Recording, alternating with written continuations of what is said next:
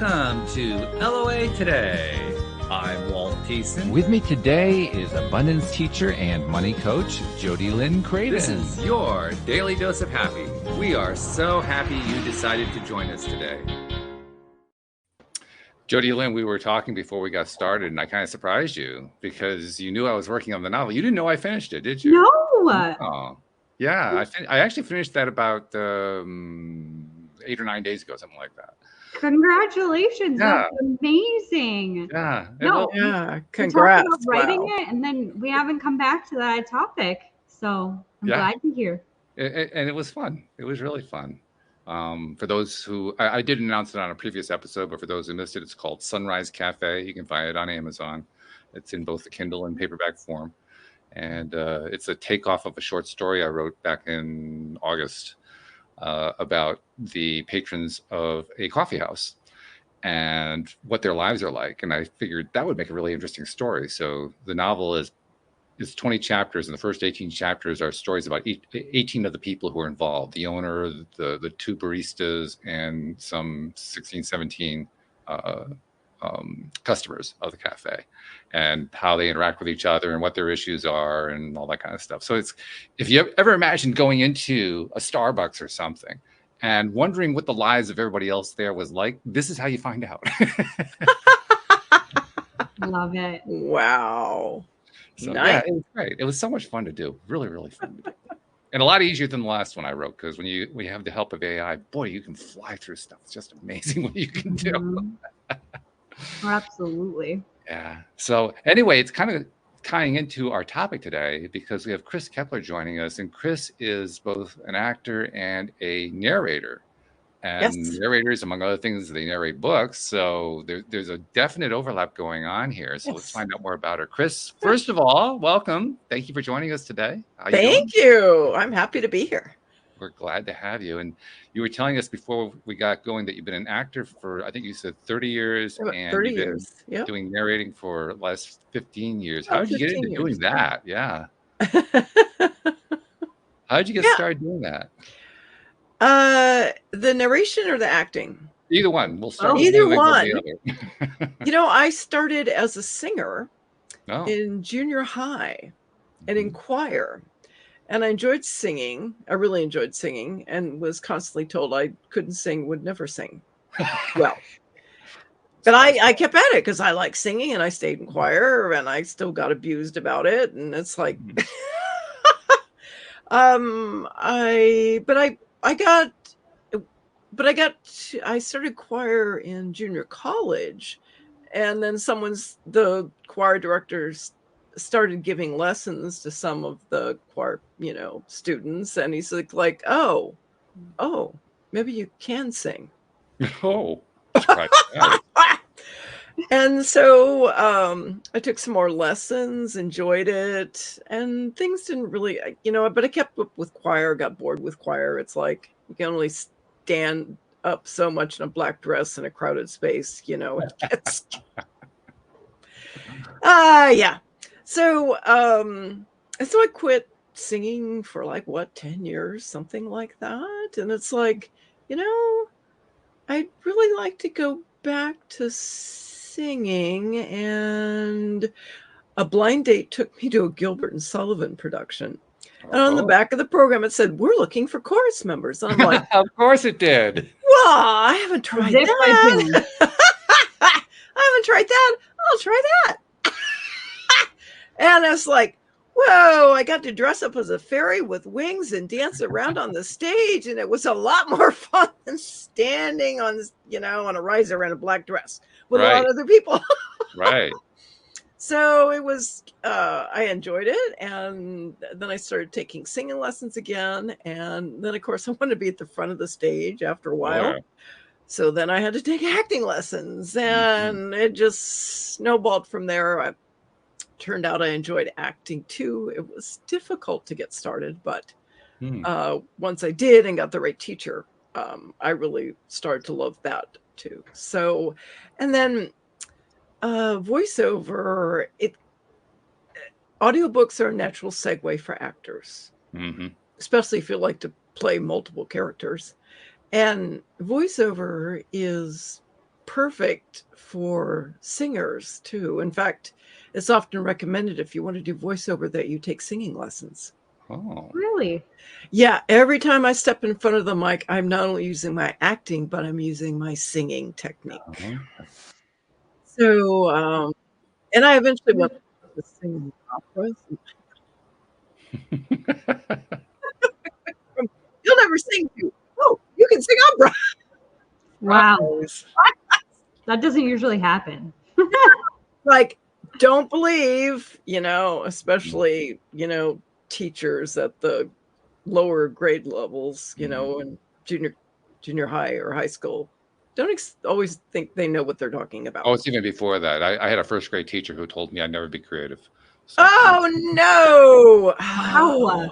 At grade 1? Like, oh my well, God. it was one of those deals where I was doing it well at everything, and they wanted to find a way to balance it off. So that's the way she balanced it off. harsh. Oh my gosh. Wow. So here I am, 60 years later, Yep. and I've written 2 novels and a collection of stories, and I've run a podcast. Yeah, I'm not very creative. No. Plus, I wrote the theme to the song, to the show, and I play keyboard. Yeah, no creativity at all. That man. grade 1 teacher. You know what the really wild part is? She was actually a really good teacher. She was also popular. I mean, to this day, students of that class are in touch with her via social media. Oh my gosh. Yeah. Wow. Yeah. So, Wow. I mean, it's not like she was a bad teacher. She wasn't. She was a very good teacher. It's just that she had her one moment. Yeah, no kidding. But it's good it didn't discourage you. Well, it did at first. It did at first? It wasn't so much that it discouraged me. It convinced me. For the longest time, I thought I wasn't creative. I know. Yeah. For the longest time, I thought I couldn't sing, but you obviously didn't give up, and I didn't give up, and things turned out well. Like it gets even, because I was told that I was an alto. What are you? I'm a high soprano. Really? Yeah. Oops. Interesting. Oops. That was a real mindset. So you're a lyric soprano? Pardon? You're a lyric soprano? I'm a full lyric. Full lyric. Wow. Yeah. I mean, that's a high range. Yeah. And what a mindset change to go from thinking you're an alto to, oh, no, I know you're not. Like, what? But then trying to learn to get your head into that space. Oh, yeah. Was, but I made it. And enjoyed it. And like I say, I certainly still use my singing technique all the time. It comes in really handy. Wait, which one do you like better? Do you like acting better, or do you like doing voiceover audiobooks? It's a toss-up. Okay. I like them both equally well. I wish I could do more acting, but there's not a lot of it's not a lot of work up here in this area for actors. So I'm more often able to do the voiceover, which I really enjoy. I really do enjoy the voiceover, especially the storytelling. So, but I do wish I could do a little bit more acting work. I mean, well, both of them really do are they're both storytelling media. I mean, Yes, acting certainly is storytelling media, and medium rather, and voiceover is also a storytelling. It's more direct in that way. I mean, I'm telling, here I am. I am Madam Narrator. I'm going to tell you a story. Yes. Yep, and I get to work on my acting chops today. I have an audition, so.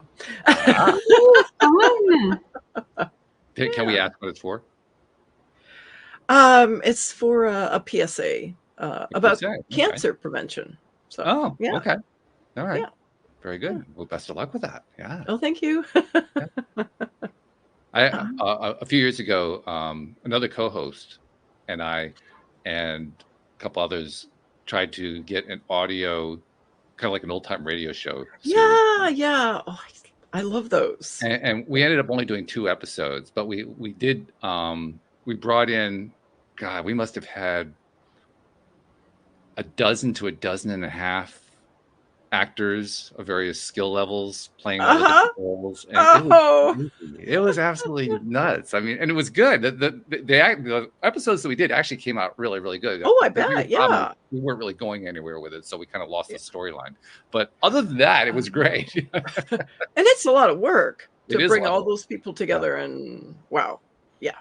Yeah, Yeah. Mhm. The multicast stuff is, yeah, a lot of work. it's a ton. It's a ton. Wow. Well, it's actually my sister's field. She has her degree in theater, and she's in the Oh. process actually of setting up a community theater where she lives in Western North Carolina. So Oh, nice. once they get Very past nice. getting over the hurricane, that's what she's going to go back to doing. Yeah. Oh my gosh. Wow. Yeah, they got hit pretty good with that. Oh. Yeah, Oh. but they survived. That's the main thing. Oh, they're yeah, that's good. coming out the Yeah. other end. Yeah. Which Yeah. is, by the way, it's also probably going to be the basis of a story somewhere along the line, because that's like the essence of drama, right? You have to Yeah, have no crisis kidding. event, and then there's a resolution that comes afterward, maybe some sort of a twist going on. Well, what's Yeah. funny coming out of that story, Wow. it's not like Yeah. they have to do a lot of inventing. No. No, wow. That was scary to hear about. Yes. Yeah. But nope, it's all working out for the best. Oh, that's good. So, okay, so let's talk about storytelling itself. It's a subject that is near and dear to my heart just because I finished writing a novel recently. Oh, yeah. So you're very aware of, I don't want to call it the rules. It kind of is the rules. There are sort of rules to storytelling that if you disobey the rules, you're going to end up with a lousy story. It's not a whole lot, but you have to kind of pay attention to them. Yeah. Mhm. And one of them is there's got to be something that goes wrong in order to actually have a story. Yeah. If you don't have anything going on, it's not a story hardly. No. It might be a narrative, but that's about it. Yeah. But something has to go wrong, which kind of fits in with what we talk about a lot here, because we talk about most of our guests who come on are people who've been through some kind of a trauma or crisis or whatever, came out the other side, learned something from it, found they wanted to share it with the world, and so they end up on the podcast. Yeah. And it makes for a great story, no matter how slight or how strong or major or minor the crisis was. As long as it's there, that becomes the basis for drawing us in, because we are sucked in. Let's be honest, we're sucked in by negativity. We really are. Yeah, we are. Yeah. And kind of for good reason, because that's where we do our best learning. We learn the most from going through the negative experiences, which, by the way, used to piss me off for the longest time, but that's another topic. So when you do your storytelling, to what extent does the negative story, the negative narrative going on, and whatever twists might be involved, to what extent are you focused on that when you're doing your characterizations? I focus on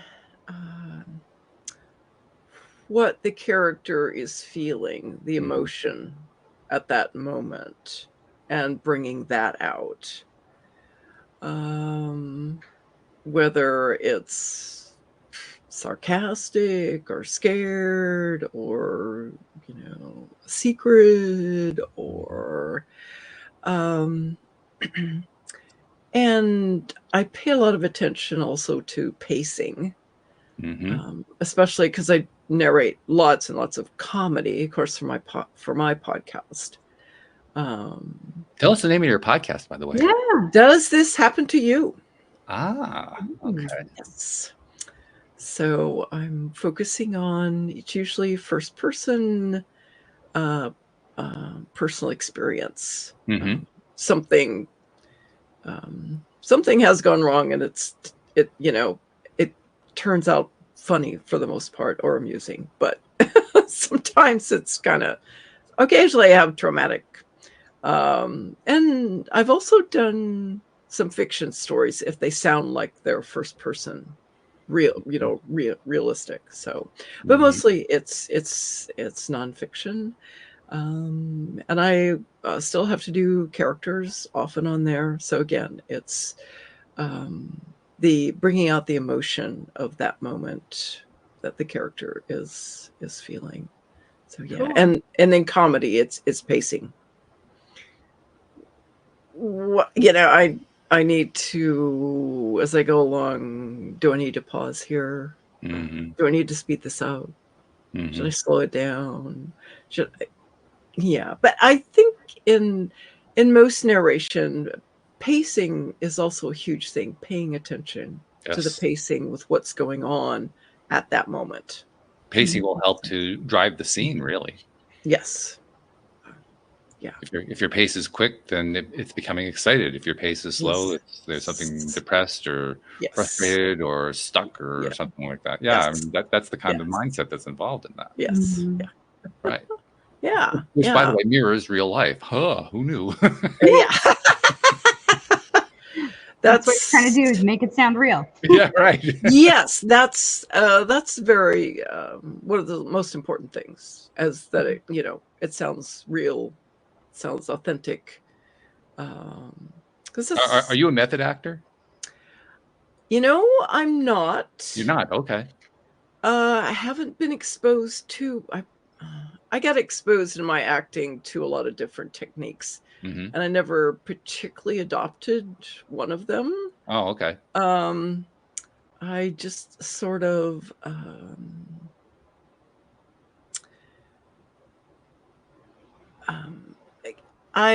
the school I went to mostly prescribes to living truthfully under imaginary circumstances.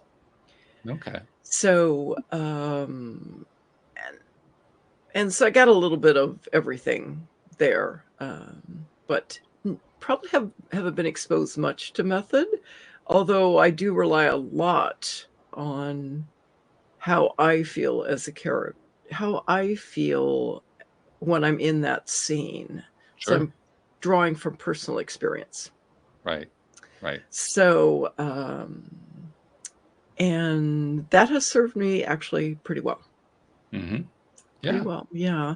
I do a lot of I do some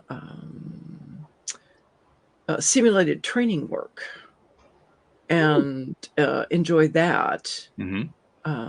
And that pardon? What's involved in that? We're actually exposing journalism students. It's for the most part their first time interviewing people who have been traumatized. Ooh. And it's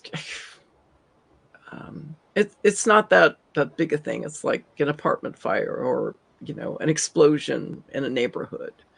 But it's the kind of thing that a journalist would regularly encounter. They would encounter. Right. So it's really I find it very rewarding work, but you have to be really real. I mean, it has to come off as real to them. Yeah. And it actually comes off as real to all of us. Mm-hmm. Mm-hmm. I just did it a few weeks ago, and when I got through with the first, we do like 4 interviews in a row. When I got through the first interview, I was like, because I find out, well, if they tell me, they know that my son has been injured, and some of them will tell me, some of them won't. And they told me, and then of course I kind of freak out, and I literally felt freaked out. Wow. So okay. that's it has to be that real. Yeah. You kind of have to put yourself into that character, whatever that character is. You put yourself into that character, and it's very real in the moment for you and for them.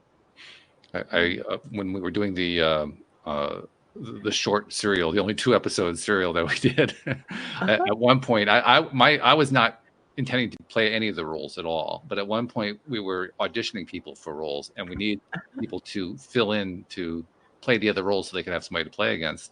And the person who was supposed to be there, a male for a particular male role, wasn't there. I was the only male there. So no! You got to play the role. I said, "Oh, all right." So I played the role, and they said, "Whoa, that was great!" I was like, "Oh, okay." What did I do? Yeah, you were in the moment. Yeah, yeah. Yeah. And all I did was just think to myself, okay, what kind of a bastard is this guy? Let's see if I can be that way. Yep. Yep. Yep. Which, as I understand it, that's one of the most fun parts about being an actor. The actors love the bad guy roles because they get to do things they can't normally do and get away with it. Yes.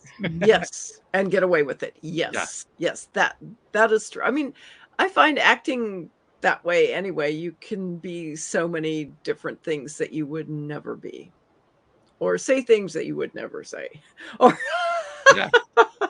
And that's, it's very fun. I think a lot of people don't seem to realize it's a job though, and it's hard work. Yes. And we may be up there having fun, but we're working hard at it. It's both, yeah.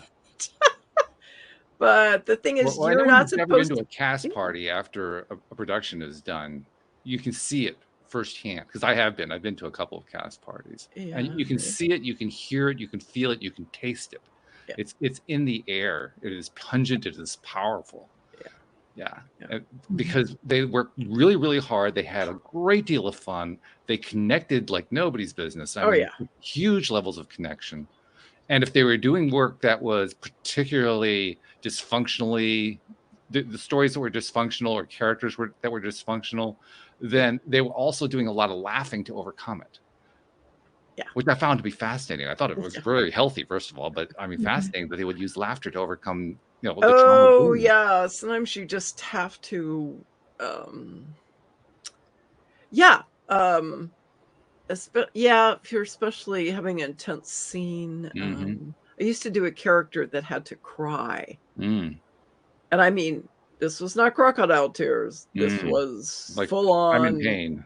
Yeah. Pain, and you end up just emotionally wrung out. So, I remember before I ever had to do something like that, I was in a play where an actress had to do that on stage. And I remember that you didn't speak to her for several minutes after she came. Really interesting. Yeah. Yeah, it's very, very draining, and it can be very upsetting. Like when I was doing that mother who finds out her son is injured in the explosion when we're doing those interviews. After we finished that first interview, I was shaking. So, So, that's one of those things that I always thought was a little bit of a push me pull you, because on the one hand, you want to be a good actor, you want to be able to portray that role. On the other hand, you can pay a fairly high price for it. You can. Yeah. I think that you need to learn how to decompress after, and that's why people laughing about it or talking about it, or it's part of the decompression. So it's kind of like the therapy that comes after the show. Yes, it is. It is.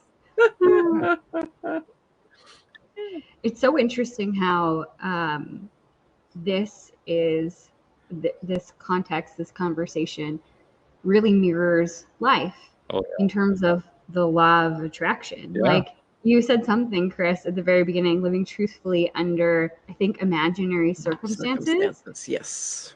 Yeah. And isn't that our lives? Because what is real? What is absolute? Yeah. We're constantly, or we're given the ability to constantly change our perspective and our perception on things. So that's really, we're acting in our daily lives. We just didn't know. And then we don't have a big cast party after to release the tension. No, that's good. Which maybe we should be doing that. Maybe that needs to be like the prescriptive way to deal with this kind of stuff in society. Yeah. Absolutely. Yeah. Wouldn't that be interesting? You're at work, and you have a fight with your boss, and your boss humiliates you in front of everybody. And then your boss and you and everybody, they go off to a bar and say, "Wow, that was a great scene. We really did that." But you know what? I find a lot of men are like that, where like, well, my husband is for sure, where he can have a moment where he's like, bah! And angry, and then, sup? Yeah. What's going on? Yeah. Hey, love you. Yeah. Like, what? No, I'm still mad. Yeah. I'm not there yet, but he's just over it. No big Oh, yeah. move Yep. on. Lines come from like, who are you and what have you done with my husband? Yeah. Now I just ignore those moments, or I just like, I don't even participate in them. I just step back because I know they're going to be over so quickly. What's the point of jumping in there, getting involved? Yeah. Have you ever done any acting, Jodi Lynn? Yeah. Yeah. Well, ish, like not professionally or anything, but I did singing when I was a kid and was in like different, like I was classically trained, so we had to do like certain competitions or whatever. Wow. The competitions would be classical music, and then there was also musical theater, and I really liked the musical theater side of things. The classical, I can sing really well when I'm not myself. But as soon as I was like myself and it was a classical piece, I would just butcher it. It was really bad. What I could really sing when it was the musical theater side of things, I'm not really sure why, because it wasn't me. I don't know. And then I did some musical theater classes and acting classes. That's what I wanted to do. But unlike the two of you who didn't listen to people who were like, you're not creative and you can't do it, I had people in my life that were like, you're not going to make any money as an actress. Like, you should probably find something else to do. And I agreed with that. I was like, okay, yeah, this isn't, I don't live in a big city or, on one of the coasts where actors live, and I am probably never going to go anywhere with this. And so I just quit. So you went into financial services, which absolutely has no acting in it, right? Yeah. Not at all. Not at all. Oh man, absolutely. I mean, but I come from it's not a real showbiz family, but I'm going to call them that, the showbiz family, as much as you can, from Alberta, Canada. Like my dad is a rodeo announcer. So yeah, so that's a real skill. Yeah, he's got an amazing voice, and does that for his hobby in the summertime. That's what he was doing for a long time. And then my brother was a rodeo clown professionally for several years. Wow. Yeah, so I got to perform in a couple of his shows until I didn't like that anymore. That sounds a little scary. Well, I didn't go in at like the dangerous times. It was more of just like the intermission when you're doing a clown act. Oh yeah, they're doing the little intertainment bit. Yeah, keep the crowd. Yeah. Yeah, but I mean, that wasn't my jam or my thing. So I was happy to step away from those things. Now, if they'd had you sing something in that character, that might have worked. Maybe. Yeah. Maybe. I don't. Maybe they should have made you Calamity Jane or something. Maybe. I mean, I had a pretty strong idea that if I wanted to participate, I wanted to be the star, and my brother was clearly the star in that realm, and I think that's really why I walked away. But I love public speaking. I used to do a lot of public speaking for my job. And oh, cool! I love that, and so I've done a little dabbling, but nothing crazy. I've told that I have a sexy phone operator voice, so I should do voiceover. Yeah. I've thought about it. Singing is like I say, it's good training for doing voiceover. So yeah. I know. I also like to speak. I didn't like to speak in front of groups until I took acting lessons. Really? Yeah, I hated it. Oh, it was awful. I hated it. And then I started taking acting lessons, and then I was asked to give some little minor talk at where I was working, and I marched up there and started talking and went, wait, what happened? I'm doing it. Poof, it was gone. It was gone. All the anxiety and stuff that you still get nervous, but the terrible anxiety, the awful, it was gone. Yeah. So yeah. Acting, well, I know what you mean. I recall the first time I gave a public talk, and I remember being really nervous leading up to it, but also feeling oddly confident, which is, like I said, it's odd because I'd never given a public talk before. I remember the first 20 seconds or so was terrifying, absolutely terrifying. And then it was the same kind of thing you just described. Suddenly it clicked in place. And I think the reason it clicked is they hadn't all gotten up and walked away. Oh.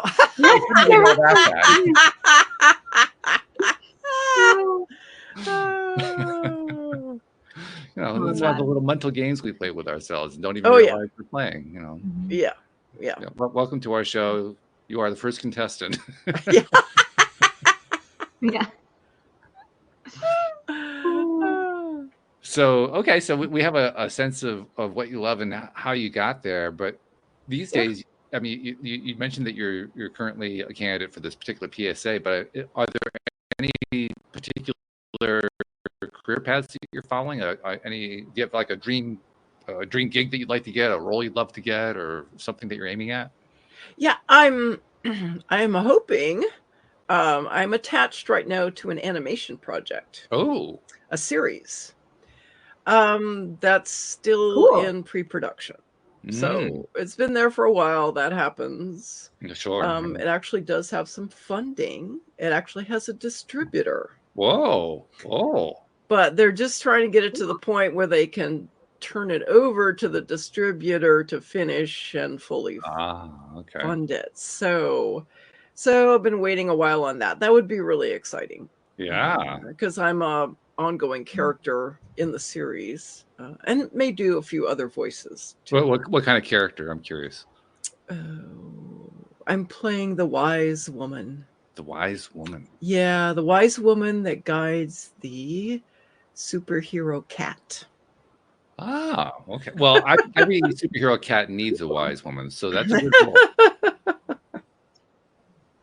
Yeah. So that's the most. I'm always looking to expand my abilities. I'd really like to grow my YouTube channel. And what do you do with your YouTube channel? Pardon? What do you do on your YouTube? Is that part of the podcast, or is that something separate? It's part of the podcast. The podcast is up on my YouTube channel. Okay. I publish weekly there. One of the new things, I'm collaborating with an author that I collaborated with in like 2017. I narrated one of her stories. She's a former stripper. So it's a very interesting story. She's also a wonderful writer, and that's what she does now. She's a novelist. Oh, okay. And so it was called Life with Captain, putting the boob in Boob Cruise.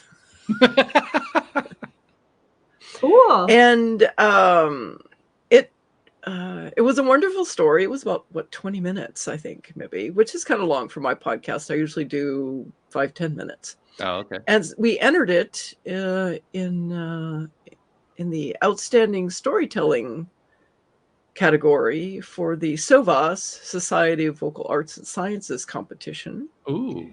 And we were nominated. Oh, congratulations. Wow. So that was really exciting. We didn't win. We lost out actually to a multicast. Oh, okay. Audio drama. Oh, okay. And Ed Asner was one of the actors. Really? Wow. Yeah. So it's like, okay, I was in pretty good company here. So that's like going to a pickup basketball game and finding out that you're playing with Michael Jordan on the other team. Yeah. So, but that was so. She has written an autobiography about her time stripping. It's a wonderful book.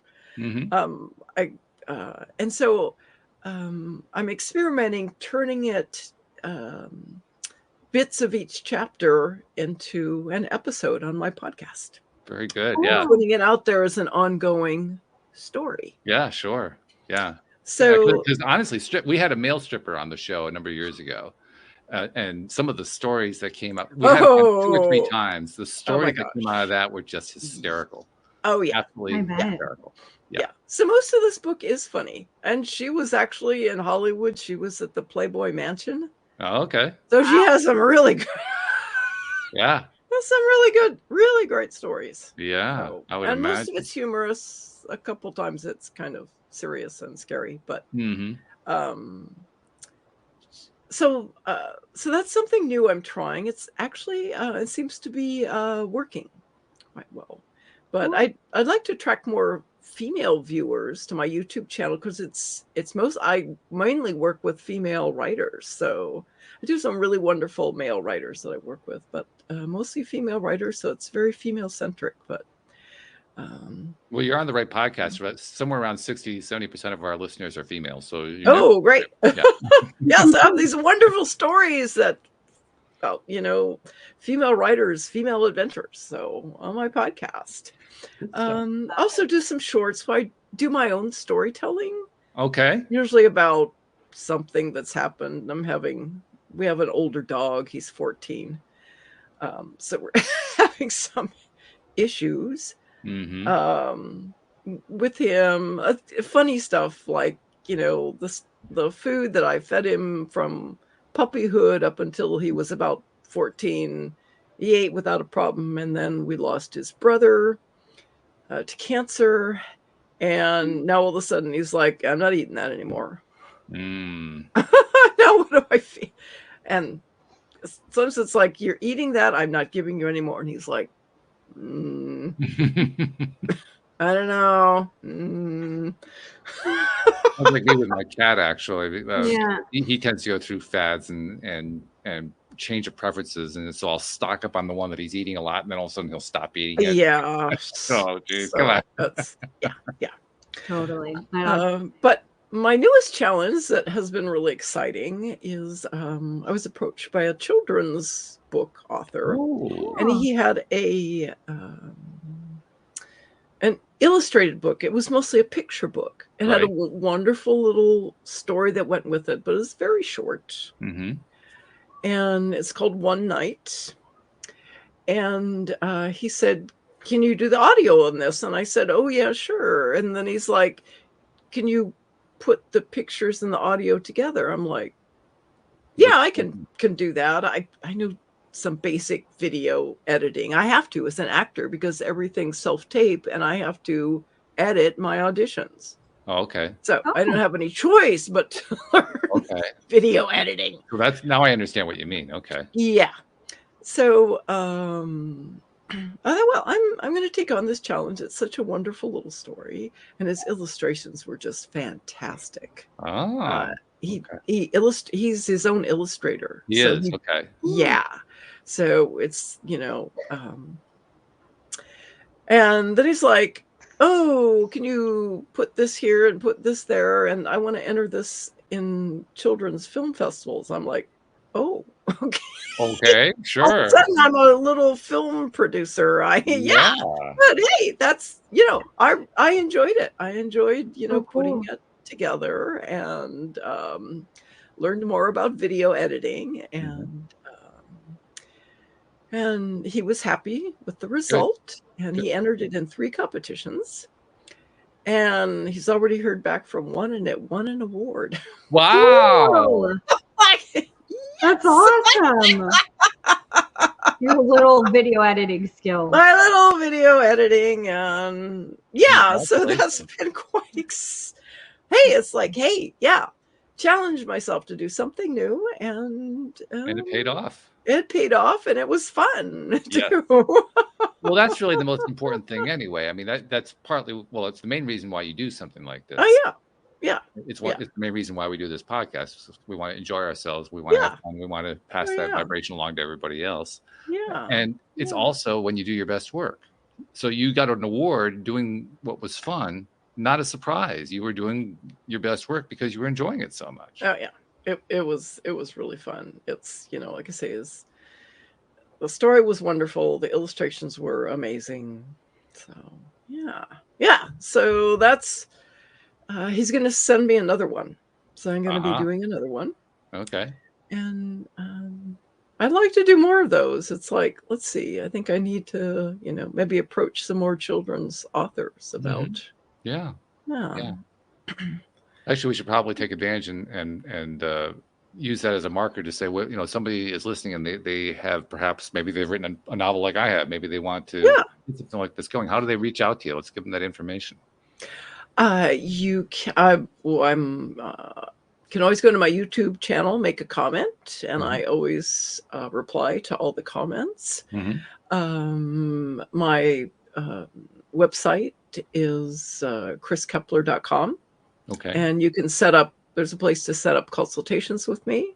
You can listen to more of my work and learn a little bit more about all the things I do. I'm on social media, Instagram as Kris Keppeler, X, formerly Twitter, at Kris Narrates. Again, Kris Keppeler on LinkedIn. And I'm regularly out there, and anyone who'd like to contact me, I'm always happy to help. So essentially, if it's a major social media, you're there. Yes. Pretty much. Yeah. I mean, there might be missing there, but for the most part. Yeah. I don't think I heard TikTok, but other than that, yeah. TikTok, no, not really. Not yet. Not yet. Not yet. TikTokers are obsessed with stories, Kris. So really? Oh yeah. Oh boy. Lots of juicy stories I'm seeing these days. Ghost stories. And they're short. Yeah, and they're short. Very short. Yes. Yes. Yeah. I follow a lot of I'm on TikTok. I watch a lot of the videos that come up on my feed are clips from different they might be podcasts, but also like YouTube shows. And then they clip up the story, and some of the ones that come up a lot for me are like ghost stories or like magical things or whatever. Yeah, but there's tons on there. People are hungry for stories. Maybe our TV isn't that good anymore. I don't know. Was it ever? Let's be honest. I don't know. Probably not. Yeah. Yeah. How long are TikTok videos? Are really short, aren't they? They can be up to 10 minutes long, I think. Wow. Yeah. I had no idea. Well, I thought they were shorter than that. They expanded time because they want market share. Oh, yeah. But there's lots of people who have gone. Yeah, there's lots of people who have gone viral on TikTok with their own story, and like I think not the first one, but the first one that I really saw get successful is like it was Who Did I Marry or something, and it was all about a story. I didn't actually watch it, but it was like a 26-part story of this lady who she thought she married somebody, and they turned out to be somebody completely different than the person that they obviously married, and people were like eating it up. I bet. Yeah, I heard about it. Yeah. Oh yeah. So more drama and whatever. I don't know. Isn't that what we're all craving? Is more experience, more? I don't know. Yeah, everybody they might snub their noses at Real Housewives, but they can't help but watch it. Yeah, 100%. Yeah. I do. They just they don't acknowledge it. I was visiting my sister. My sister was watching. Right. Yeah. Exactly. I have no shame now. I'm like, oh yeah, I watch Love Is Blind, all the trashy love shows. Yeah, I'm all for it. I want to see what's going on. There's always lots of drama and that kind of Give us the dirt. That's what it is. Give us the dirt. Yeah, exactly. Yep. It's an odd thing too, because people want to see the dirt. They don't want to live it. They just want to see other people living it. Yeah. Which is why theater is such a big thing, and theater and movies and all that. Yeah. And in fact, it's kind of bled over into politics and the economy and everything else. It's all like everything. Life. All of life is just filled with this stuff. Yes. The theater. Traumatization. I often felt that a corporation ought to have, how a theater has the comedy tragedy mask. I always thought a corporation should split that and put one or the other on their door, so you knew what you were encountering when you walked in the door. Yeah. Smart. Yeah. I like that. Truth in advertising, that kind of thing. Yep. Or then again, if you see their advertising, you don't even have to know what the mask is. So maybe that's a little bit overkill. Who knows? So, Kris, this is fun. This is fun talking about this stuff. I'm curious. We've kind of talked about what you've done in the past, what you've done in your future, or what you're planning, what you're hoping to do in the future, and what you've been doing currently, including getting awards for doing children's stuff and so forth, which is really, really cool. I guess, God, which way do I want to go? I guess the question that goes to my mind is, to what degree do you find that this bleeds over into the rest of your life? I mean, in other words, how big is this in your life? Like for me with the podcast, I find that I mean, I do the podcast 3 times a week. So it's 3 hours a week I'm devoting to it. Wow. But I find that the energy of it carries over. And so I find myself thinking about it later on, and I find it influencing what I'm doing later on in the day, that kind of thing. And I'm wondering how much bleed over do you get from what you're doing? I definitely get I get a feeling of satisfaction, that stays with me for at least a day or two after I've completed a job, and the client likes the job, and but it's really exciting when something wins an award. Yeah. I think that's gonna bleed over for a few weeks probably. Although Robin Williams did a really interesting routine on that one, because he talks about how he won the Academy Award, and he says the Academy Award actually has a rather short half-life, because at first it's, whoa, you won the award, and then it's, hey, saw you won the award, and then, oh, wait a minute, you're Mork, aren't you? I mean,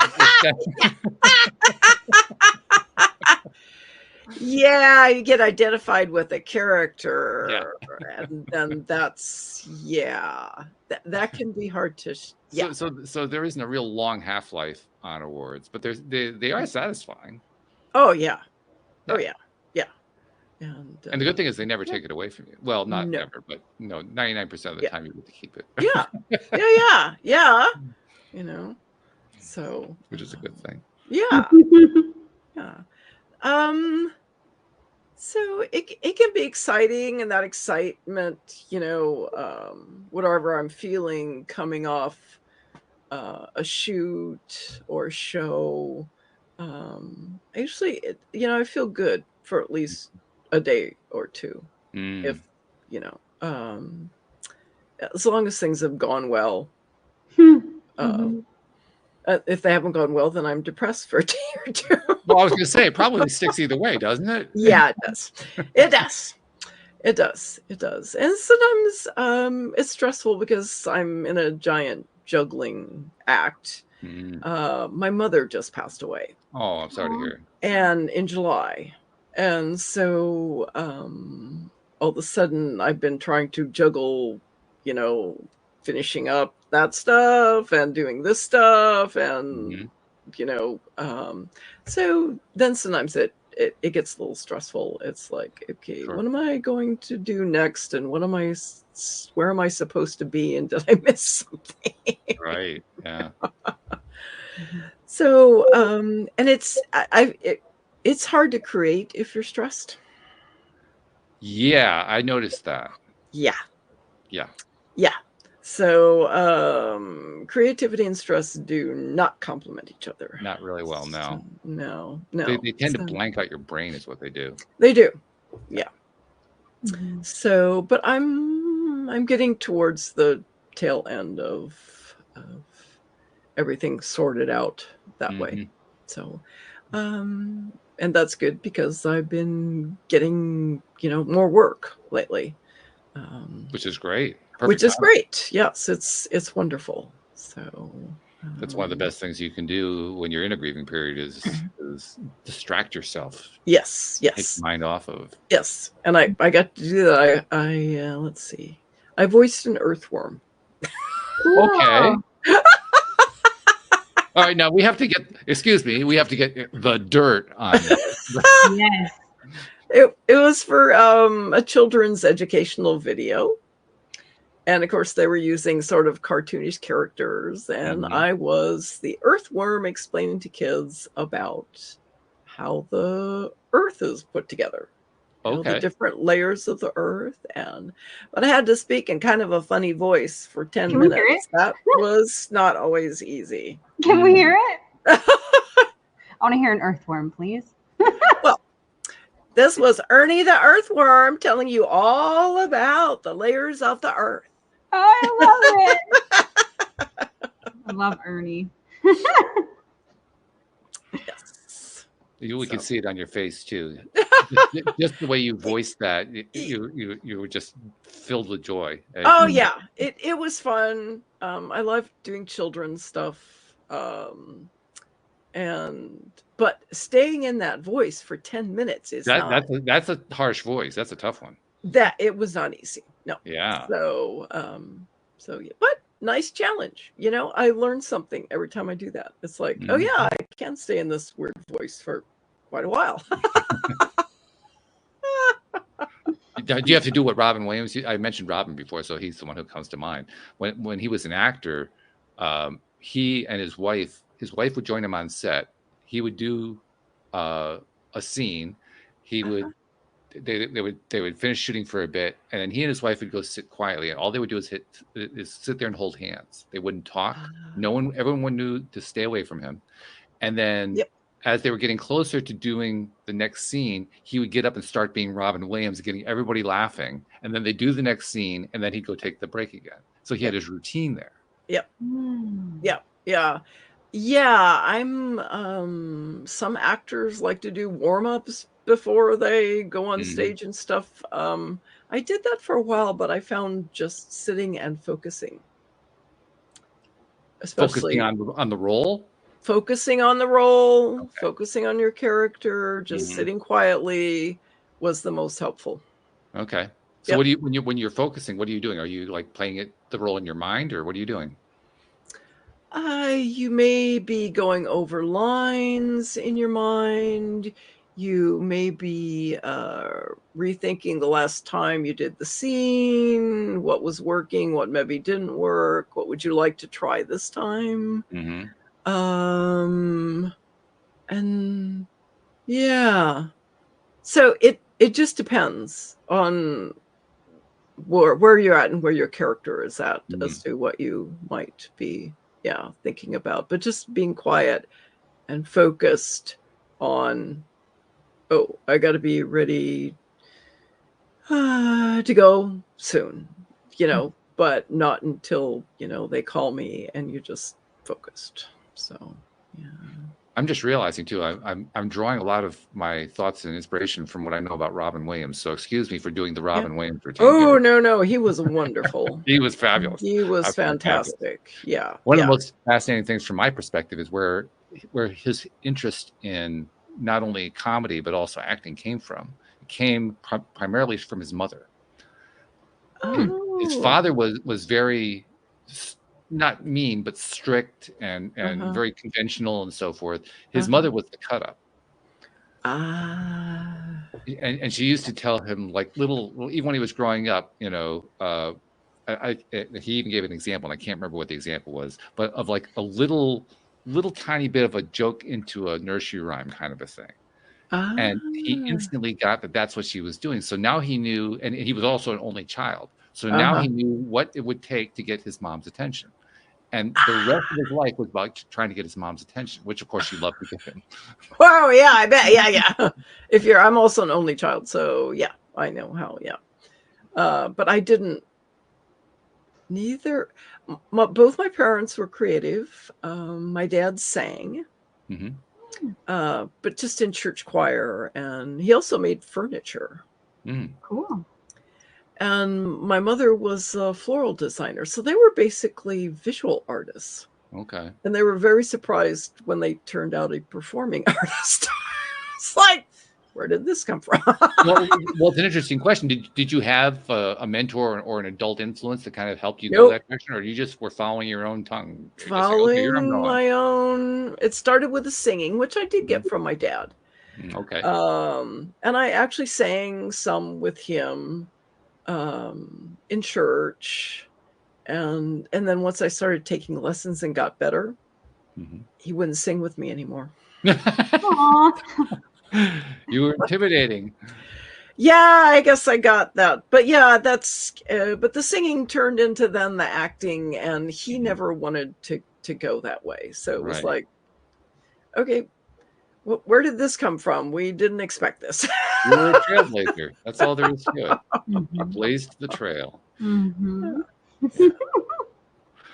Well, this has been a fun conversation. Let's do a little wrap up here. First of all, Jodi Lynn, as you could tell, I'm not sure if you saw this, Kris, but Jodi Lynn always takes notes, and the more notes that she takes, that's the indicator of how much she's enjoying it. She was taking a lot of notes. I'm anticipating that what I'm about to ask her to do, and she knows what I'm going to ask her, but what I'm about to ask her to do, she's probably going to be able to have a really good answer, because Jodi Lynn is exceptionally skilled at tying together what our conversation is all about. Wow. Thank you.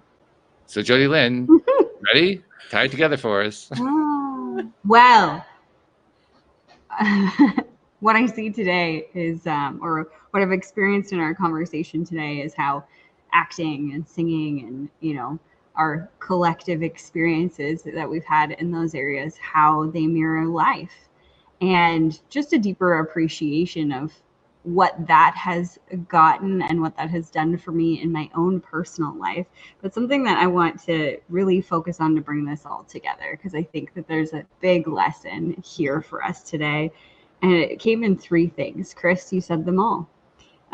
Challenge yourself to do something new, which I think at any age, but especially as we age, we're told we can't do something, or that you shouldn't, or whatever. So how many people take those risks later on in life to do something new and challenging? So you're inspiring, Kris, that you continue to rise to the challenge and the occasion. You also said believe in yourself, which I think everybody needs to hear more now than ever before. And the last one, have fun. I think life is too short. So thank you for the reminder to have fun, and that you can do some of these things that maybe somebody told you couldn't. You don't have to believe them. And really, truly, like acting, you get to choose who you become in the next moment. And so thank you for that reminder today, Kris. You're welcome. My pleasure. And then I jump on toward the end to also throw my 2 cents in, which is people like you've discovered something in your life that makes a difference, and you want to share it with the world. And so you do. You do a podcast. You come onto our podcast. You're probably doing a bunch of others too as well. Yes, I've done other I've guested more than several times. Yes. And all the social media stuff that you're putting out and so forth. What I discovered is people who do like you do, who come onto this show, we're all putting out all this free content, and we're helping people with that free content in ways we don't even know about. I mean, sometimes we do. Sometimes they get in touch and they ask us stuff and we work with them or whatever. But most of the time, we're sharing stuff they don't even hear about. They don't let us know what happened. They go off and do something that's something really great, and we never know. And it occurred to me that we don't get enough credit for that. So, Kris, on behalf of those people you've never met, never seen, never will meet, never will see, who you've been benefiting in ways you didn't even know about, on their behalf, thank you for what you're doing, because you're making a difference in this world. You're welcome. You are very welcome. My pleasure. And I enjoyed it. All over your face. It's very obvious. So thank you very much, Kris. Thank you, Jodi Lynn, as usual. And thank you to our podcast listeners everywhere. We'll see you all next time here on LOA Today. Goodbye, everybody.